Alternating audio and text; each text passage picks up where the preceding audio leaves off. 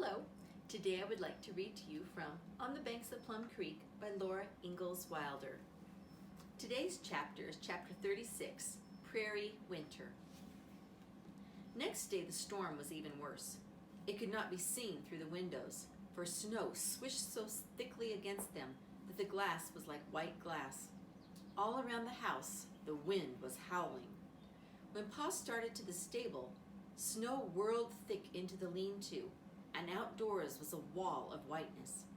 He took down a coil of rope from a nail in the lean-to. "I'm afraid to try it without something to guide me back," he said. "With this rope tied to the far end of the clothesline, I ought to reach the stable." They waited, frightened, till Pa came back. The wind had taken almost all the milk out of the pail, and Pa had to thaw by the stove before he could talk. He had felt his way along the clothesline fastened to the lean-to, till he came to the clothesline post. Then he tied an end of his rope to the post and went on, unwinding the rope from his arm as he went. He could not see anything but the whirling snow. Suddenly something hit him, and it was the stable wall. He felt along it till he came to the door, and there he fastened the end of the rope. So he did the chores and came back, holding on to the rope. All day the storm lasted. The windows were white, and the wind never stopped howling and screaming. It was pleasant in the warm house. Laura and Mary did their lessons. Then Pa played the fiddle, while Ma rocked and knitted, and bean soup simmered on the stove. All night the storm lasted, and all the next day. Firelight danced out of the stove's draught, and Pa told stories and played the fiddle. Next morning the wind was only whizzing, and the sun shone. Through the window, Laura saw snow scudding before the wind in fast white swirls over the ground. The whole world looked like Plum Creek foaming in flood, only the flood was snow. Even the sunshine was bitter cold. "Well, I guess the storm is over," said Pa. "If I can get to town tomorrow, I am going to lay in a supply of food." Next day the snow was in drifts on the ground.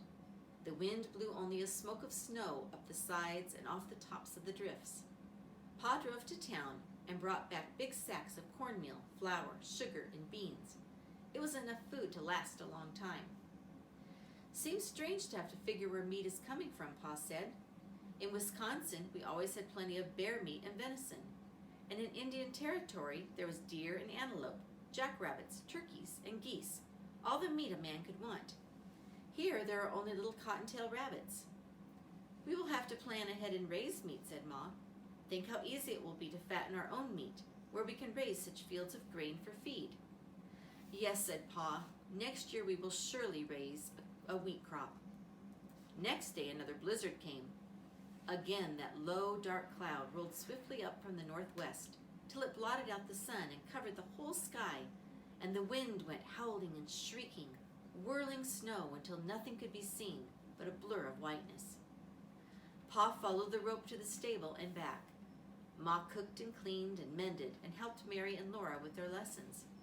They did the dishes, made their bed, and swept the floors, kept their hands and faces clean and neatly braided their hair. They studied their books and played with Carrie and Jack. They drew pictures on their slate and taught Carrie to make her ABCs. Mary was still sewing 9-patch blocks. Now Laura started a bear's track quilt. It was harder than a 9-patch because there were bias seams, very hard to make smooth. Each seam must be exactly right before Ma would let her make another, and often Laura worked several days on one short seam. So they were busy all day long, and all the days ran together with blizzard after blizzard. No sooner did one blizzard end with a day of cold sunshine than another began.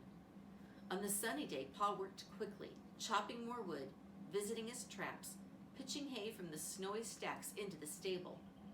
Even though the sunny day was not Monday, Ma washed the clothes and hung them on the clothesline to freeze dry. That day there were no lessons.